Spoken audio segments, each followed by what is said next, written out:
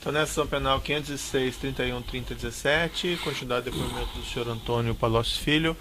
Senhor Palocci, o senhor estava relatando então esse encontro que o senhor teve com a Dona Marisa. Dona Marisa, então, eu falei para ela que o presidente Lula tinha pedido para eu atendê-la e ver se podia ajudar alguma coisa. Ela me relatou que o Lula estava com muito pouco tempo e ela queria agilizar a busca de um local porque ela estava vendo já, ela estava no Alvorada, onde estavam todos esses bens, que ia sair de lá caminhões com esses bens e ela ia ter que lidar com isso.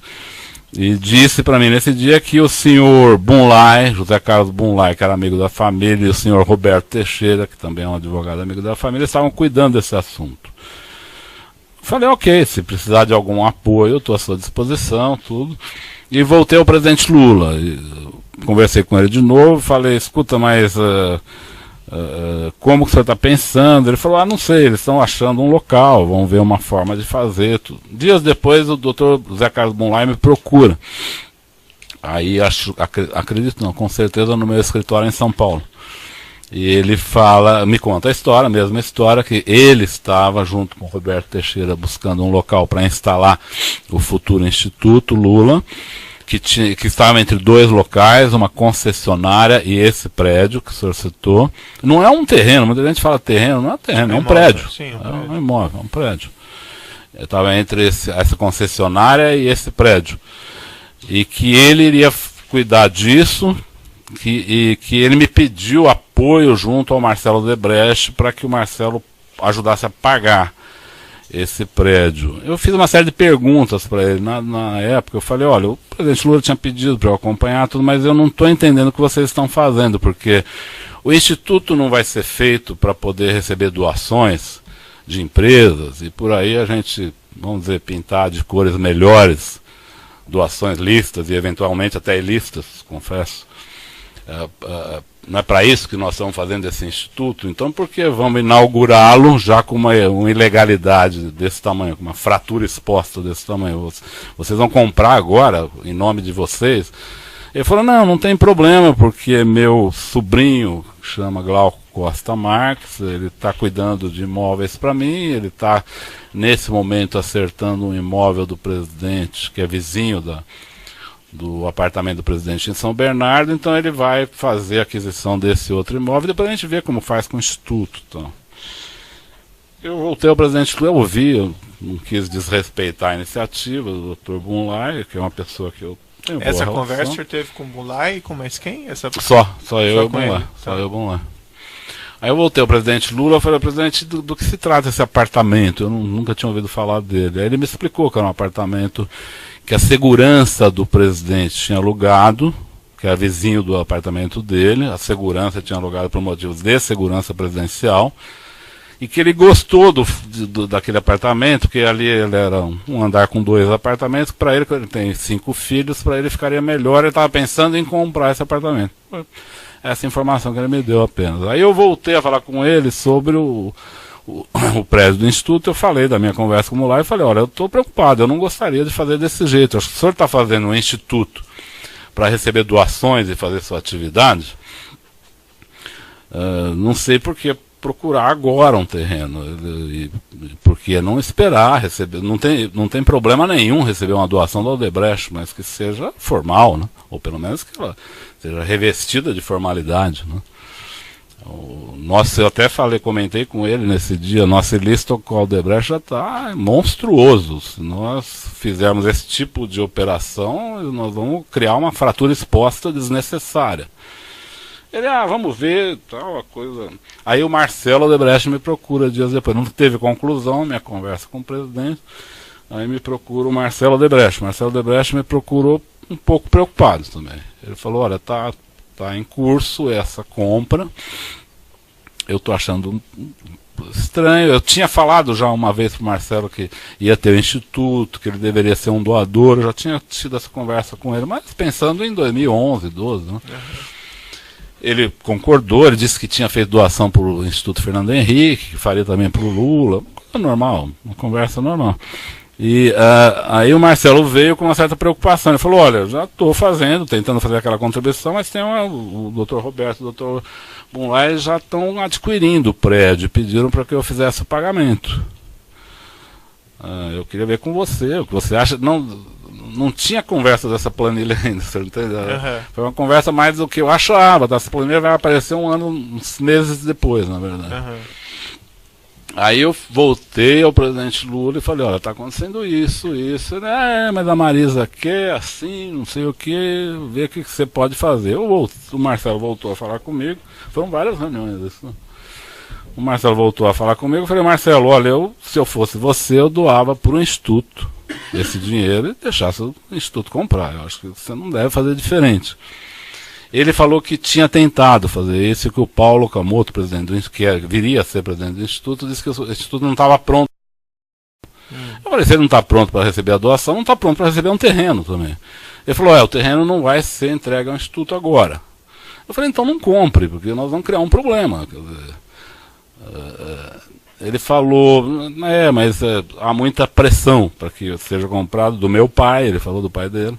Eu só fui entender depois, porque havia pressão, porque o pai dele queria levar o pacote do pacto do final do ano para o presidente Lula, então ele tinha que ter esse terreno.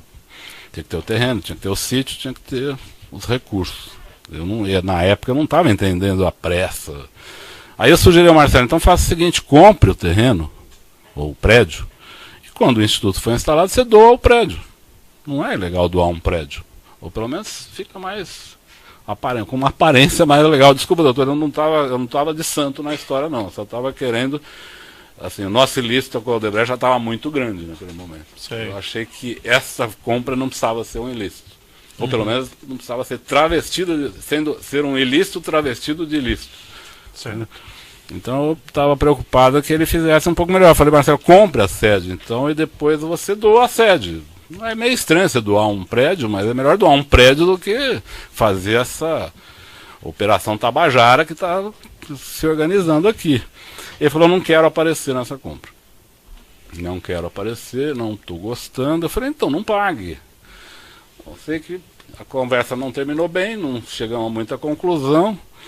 E soube depois, eu querendo solucionar o problema, o presidente me cobrando que solucionasse, não tinha, o prédio já estava em processo de compra. Eu fui cuidar da campanha, não mais vi o andamento disso. Pedi para que o Brani, por isso que tem alguns e-mails para o Brani, como eu me atolei na campanha eleitoral nesse momento, pedi para que o Brani olhasse, recebesse os e-mails, me passasse quando tivesse alguma coisa, e quando comecei a acompanhar de longe isso. Não consegui comprar o imóvel do jeito que eu queria. Desisti da minha tentativa. Mas o Odebrecht comprou, Odebrecht então. comprou. Mas e o senhor ficou sabendo? Fiquei sabendo. Isso lhe foi informado por quem? Por todos eles. Todos eles. Quando começou o ano 2011, todo mundo tinha sabido que o Odebrecht comprou um prédio. Eu ficava perguntando para ele, e aí, agora? Como é que vocês vão fazer? Eu perguntei para o Bunlai, como é que vai fazer agora? Eu não conhecia a DAG. A DAG, a construtora, tem um prédio que vocês querem dar para o presidente Lula, vocês vão dar, vocês vão vender. E ninguém tinha resposta para isso. Eu falei, acho que vocês fizeram uma atrapalhada, entendeu? Isso foi assim até um dia que o presidente Lula me chama no Instituto, isso já em final de 11, se não me engano. Ele me chama e fala, o que você acha desse prédio? Eu falei, presidente, acho o que eu sempre achei. Eu tinha feito um projeto para o Paulo Camoto de fazer um instituto, até tenho esse projeto ali, até foi dentro do meu computador apreendido, está esse projeto lá escrito. Eu tinha feito um projeto de financiamento do instituto, com contribuição de empresas, as parceiras do governo. Insisto aqui de novo, doutor, não estou querendo dar de santo, eu queria ir atrás dos parceiros que o governo tinha criado vantagens para que eles dessem doação para o instituto. Eu entendi que era isso, a criação do instituto era para receber as doações prometidas, né? Eu falei para o presidente Lula, eu achei que era isso que você ia fazer. Agora, já começou comprando um terreno de uma forma completamente torta, o senhor não tem como pôr para dentro esse terreno. Acho que isso aí vai virar uma confusão, um dia nós vamos acabar num lugar como esse que nós estamos aqui. E ele falou, eu acho que está ruim mesmo, e pediu para que eu fosse na casa dele 2 dias depois, numa reunião com ele, a dona Marisa, o Dr. Roberto Teixeira, o Bunlai e o Paulo Camoto. Por que ele pediu para que eu fosse? Eu falei, olha, não tenho, eu me distanciei desse assunto, o prédio está comprado, não posso fazer nada. Ele falou, não, vá lá e me ajude a convencer a Maria, dona Marisa, de que esse prédio é inadequado, a compra foi inadequada, porque se eu fizer isso, ela vai ficar brava comigo, porque ela fala que eu não cuido disso, tal. Se você fizer, ela vai entender melhor, porque ela gosta de você, ela te entende, então. Eu fui lá achando que ia ter uma discussão, uma briga com a dona Marisa, mas na verdade tive uma briga com o Dr. Bunlai e o Dr. Roberto Teixeira, que achavam que a compra tinha sido absolutamente normal, e acho aqui, doutor, que do ponto de vista deles, que são homens de negócio, era normal. Então, não estou aqui criticando as pessoas, não. Do ponto de vista de negociadores, de pessoas de negócio, comprar, alguém pagar, alguém pôr outro para pagar, tá, isso no mercado ocorre. Mas no conjunto era um ilícito grave aquilo. No conjunto, considerando a pessoa do presidente Lula, o governo, o Odebrecht, o Instituto Lula, aquilo era uma fratura exposta, era um convite à investigação. Né? E como é que as coisas... Aí a reunião andou mal, foi muito ruim, mas a dona Marisa, eu quero ser honesto com o senhor, não fez nenhuma exigência, ela concordou na hora e achou que devia dispensar esse prédio, por isso esse prédio foi dispensado. E aí como é que ficou? O Odebrecht pagou pelo prédio e daí não ficaram com o prédio, e daí como é que... Aí eu soube depois pelo Marcelo. O Marcelo me falou, ele estranhou, que não quiseram. Eu fui a ele, falei, olha, eu até falei para ele, desculpa, mas eu participei da decisão de não querer esse prédio, porque ele está, vamos dizer, bichado, né, do ponto de vista de licitude. Né? Não tem como. Ele falou, então eu vou pôr a OR, uma parte da Odebrecht imobiliária, para tentar outras alternativas, vou ver um jeito de repor esse dinheiro. Não é? E vamos ver se a gente arruma outra alternativa. Ele reagiu com naturalidade. Né? E foi isso. Nesse processo, embora o senhor tenha feito esse relato, nesse processo tem alguns documentos aqui, eu só gostaria de indagar rapidamente ao senhor sobre eles. Ou antes, o senhor Branislav Conti, que o senhor mencionou, era seu espécie meu secretário? Ele, na época, sim, ele trabalhava comigo no Congresso Nacional. Sim. E ele, qual que era o grau de conhecimento que ele tinha dessa? Aí, doutor, vou ser bastante sincero, assim como não fui econômico em dizer quem fez o que, não vou ser econômico em dizer quem não fez. E eu diria que duas pessoas, das pessoas acusadas nesse processo, não têm nenhuma responsabilidade no que ocorreu. Uma delas é o Branislav. Tudo que tem o nome do Branislav, o senhor pode pôr meu nome em cima, porque era coisa minha. Era coisa que eu pedi para ele receber um e-mail, me passar um e-mail para o Marcelo, coisa apenas de transmissão de mensagem, de me alertar sobre uma coisa importante, porque eu estava numa campanha eleitoral, viajando para 3 estados no mesmo dia. Então eu pus ele de plantão para ver outros problemas que não da campanha, que ele administrava e me alertava. É só isso que ele fez. Então, no nome, onde está Brani, pode pôr Antônio Palocci, por favor, porque corresponde à verdade. E a segunda pessoa que também não cometeu nenhum ilícito nisso foi a dona Marisa. A dona Marisa, acho que merece ser considerada, não pelo fato dela não estar mais aqui, mas também pelo fato de que ela não fez nada de errado. Ela queria apenas buscar uma solução para o problema. Agora, nós todos os demais, eu digo nós, eu me incluo, fizemos uma operação bastante o senhor Branislav não sabia condenável. Que havia esses acertos ilícitos entre ele nem tinha o ideia. Odebrecht e o presidente Lula? Ele nem tinha ideia. Não?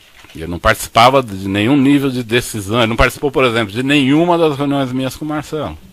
Ele sabia, o Marcelo lhe procurou, o Marcelo lhe mandou uma planta, Marcelo quer falar com você. Eu deixava, porque eu estava no meio de uma campanha. Quando ele falava, Marcelo está muito nervoso, precisa falar hoje. Aí eu atendia, era assim. Em campanha é um pouco assim, quer dizer, o senhor espera uma ligação vir 10 vezes, quando a pessoa começa a apelar, o senhor atende. É meio um pouco isso. Eu tive meu telefone desligado na campanha, eu liguei na companhia, ela falou, seu telefone foi clonado porque o senhor, ele falou em 5 estados hoje. O fato é que eu tinha estado em 5 estados naquele dia. Então é um pouco assim, só para o senhor entender o contexto de uma situação de campanha e o trabalho do Brani. O Brani apenas me alertava, me procurava, tal. Ele sequer tinha, eu acho que ele nem sabia que isso era destinado ao Instituto Lula. Perfeito. Tem um e-mail nos autos, que é no evento 1, anexo 230, que é um e-mail do Sr. Marcelo Baio Odebrecht, em 22 de setembro de 2010, para o Sr. Branislav, e na maneira como o senhor mencionou, ele encaminha documentos que são direcionados ao senhor. Então ele fala, preciso mandar uma atualização sobre o novo prédio para o chefe amanhã, qual a melhor maneira. E nesse documento também, já no anexo 1, evento 1, anexo 229, tem um texto aqui mais longo do Marcelo, e esse aparentemente estaria destinado não ao senhor Brani, mas pelo menos segundo o Ministério Público, ao senhor consular. Chefe, referente ao prédio, eu vou lhe mostrar aqui, peço o senhor dar uma olhadinha nos documentos. Os primeiros são os e-mails, esse é o texto. Esse aqui? Isso, que começa... Não, ali começando, certo? No início lá. Referente ao prédio de ou para a quinta, vamos fazer conforme orientado. Eu gostaria de compartilhar o cenário risco abaixo com você. O risco não vai ser ficar enrolado. Esse e-mail eu li. Esse e-mail eu li, não. Certo. E fez parte desse período, doutor, excelência, que eu estava conversando com o Marcelo, e ele preocupado e eu preocupado também, com um imóvel que estava sendo adquirido de forma inadequada, um imóvel inadequado com sócios que estavam numa situação pendente, com pendência junto à prefeitura. Era tudo isso que tinha. Ele queria que eu desse, de fato, o Marcelo... queria que eu desse um aval para ele fazer o pagamento. Eu falei, Marcelo, você faça o que você achar que deve. Eu estou achando que isso aqui é Tabajara 7 Cruzes, entende? Agora, assim, falei para ele também, você é conhecido do lado do presidente Lula como alguém que dificulta as coisas também. Você vai ficar, nós vamos ficar culpados se não acontecer. Você decide o que você acha. Eu insisti, eu acho que ele devia depositar esse dinheiro no Instituto Lula. Ele falava, não tem Instituto Lula, espera ter. Espera ter e fala, estou aqui com 12 milhões para doar para a sede do Instituto, anuncia no jornal isso. Não é? Quer dizer, você não quer fazer através do Instituto aparecer uma relação que já está bastante comprometida, já tem muito ilícito, na verdade. Então o senhor se recorda dele ter alertado, aqui, dele ter alertado que esse imóvel estava todo enrolado juridicamente? Recordo. Eu sabia... Acho que o Bunlai também me falou que tinha problema de família, que ia ter pagamento por fora. Que eu falei, olha, eu acho que vocês não deveriam fazer isso. Pagamento no exterior eu nunca soube agora há uma semana, doutor, que teve pagamento no exterior. No evento 928, anexo 37, tem uma anotação de agenda tratando de uma reunião. Supostamente estaria o senhor... Peço só para o senhor dar uma olhadinha. Evidentemente o senhor não deve recordar as datas, mas o senhor se recorda de ter participado de uma reunião com o Roberto Teixeira e com um executivo da Odebrecht Imobiliária? Eu não conheço o doutor Paulo Melo nem o Rodrigo Salles. Eu vi no processo essa reunião. Essa reunião, acredito que não tenha ocorrido, porque até hoje eu não conheço o Paulo Melo nem o seu Rodrigo Salles. E não fiz nenhuma reunião com o senhor Roberto Teixeira sobre este prédio. Nunca. Fiz com o Bunlai, mais de uma, com o Marcelo mais de uma, com o presidente Lula diversas. Eu conversei com o seu Emílio, com o Alexandrino, com todas as pessoas, mas nunca com o senhor. Eu tinha entendido antes que o senhor disse que tinha se reunido com o senhor Roberto Teixeira também, sobre esse prédio? Não, sobre o prédio não. Não, eu reuni na casa do presidente Lula no último ato da discussão do prédio, isso é verdade. Mas no processo de compra, não. Não, no processo de compra eu reuni com o Bunlai, com o presidente Lula, com o senhor José Carlos Bunlai, com o presidente Lula e com o Marcelo Odebrecht. Nunca com o Roberto Teixeira. Com o Roberto Teixeira eu me reuni nesse dia na casa do presidente Lula, quando se resolveu não trazer o prédio para o Instituto.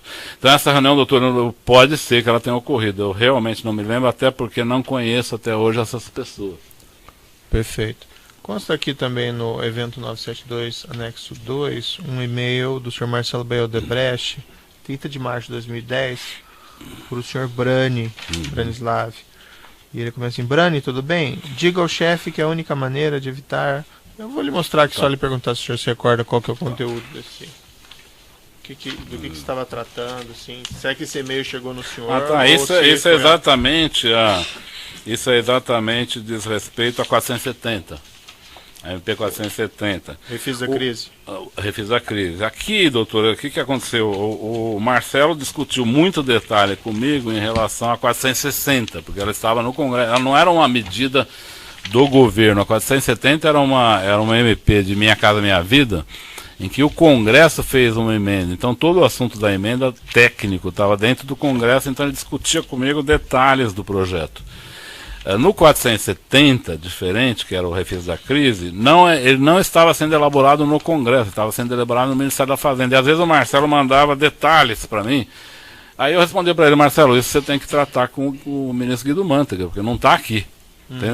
Não tinha sido enviado, eu não tinha como tratar um detalhe de um projeto que está sendo feito no Ministério da Fazenda.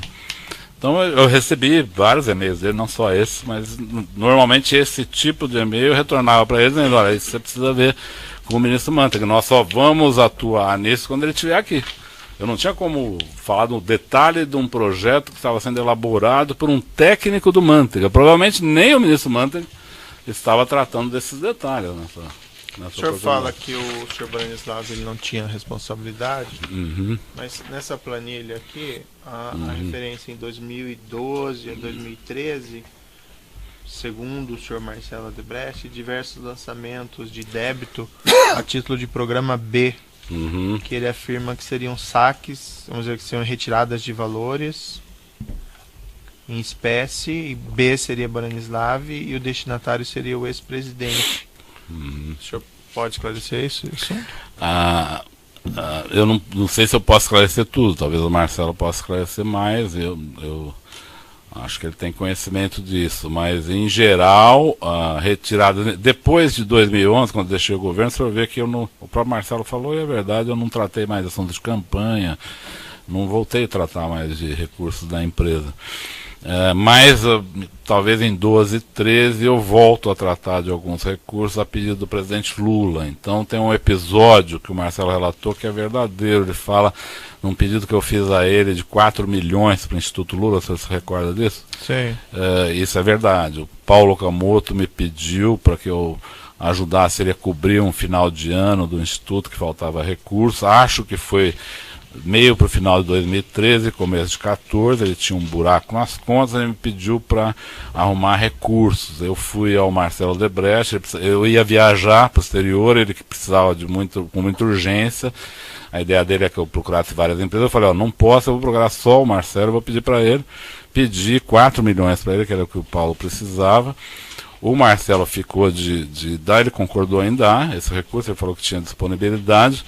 E eu disse ao Brani para transmitir ao Paulo Camoto que seria dado os 4 milhões que ele tinha sido pedido. Então isso deve estar aí.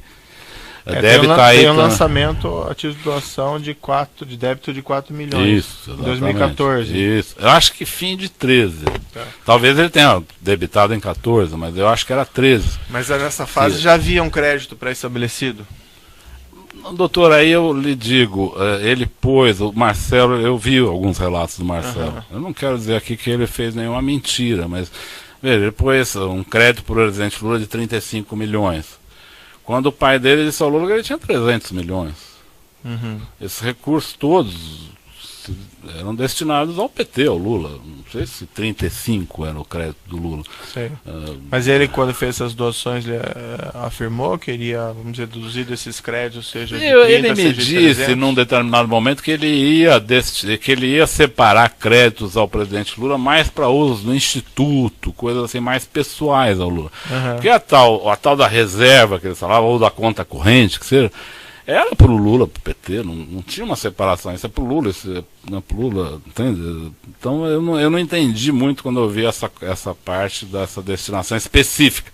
Agora, pode ser um controle dele, ele pode dizer, não, pro Instituto eu vou separar aqui, eu não tenho como eu preferia não tratar detalhes com ele, até porque, sou sincero com o senhor, não estou aqui de novo, não estou dando de santo.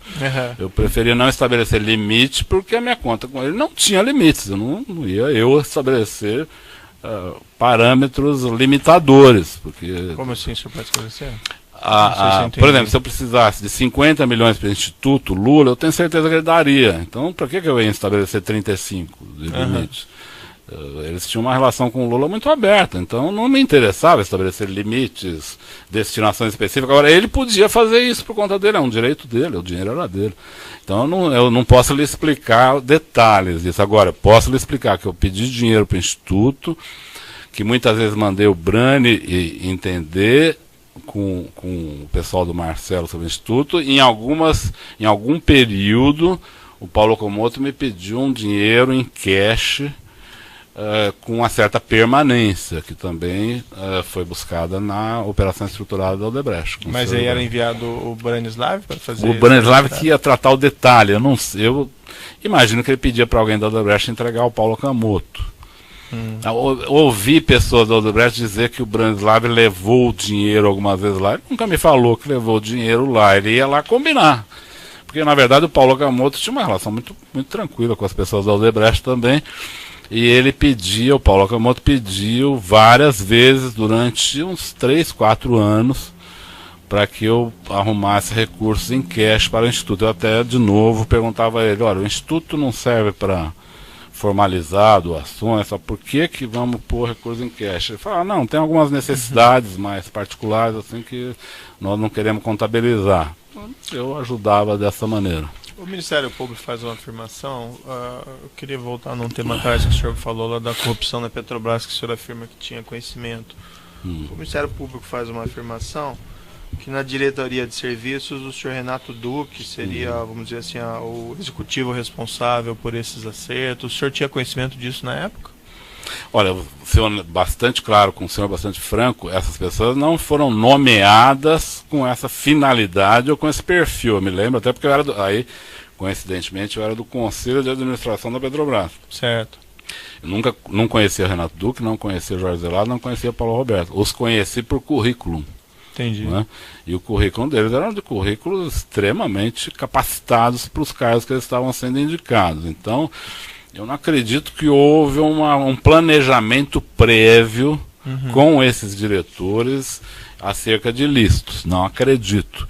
Mas que logo se começou a estabelecer comportamentos de vantagem para empresas e de pagamentos, isso começou a ocorrer logo. Mas e como que isso se desenvolveu, se é que o senhor pode, se é que o senhor tem conhecimento? Como é que o senhor poderia descrever? Como olha, é preciso ver o seguinte, doutor, a Petrobras valia, na posse do presidente Lula, 15 milhões de dólares. Bilhões, né? Bilhões de dólares. Em 3 anos ela devia estar valendo 300 bilhões de dólares. Por quê? O petróleo cresceu de valor por causa da guerra do Golfo.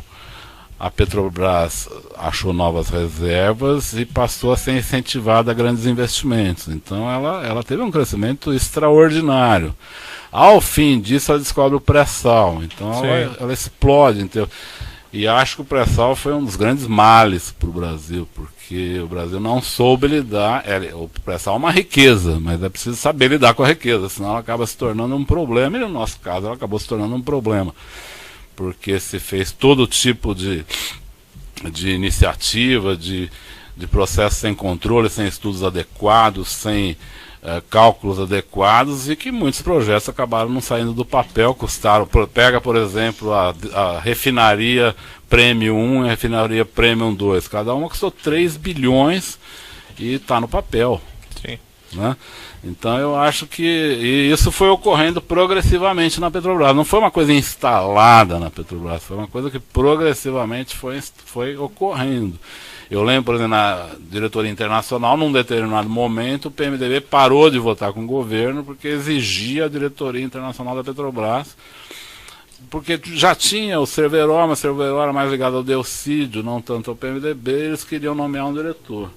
Aí indicaram o senhor João Henriques, que o Dr. Gabriel não aceitou, disse que não tinha um currículo adequado, e depois eles indicaram o Jorge Zelada, que o Gabriel aceitou. Mas e se tinha conhecimento que os diretores, apesar de não serem nomeados necessariamente para isso, tinham por função fazer essa arrecadação para os partidos também? Tinha. Em cima de contratos da Petrobras? Tinha.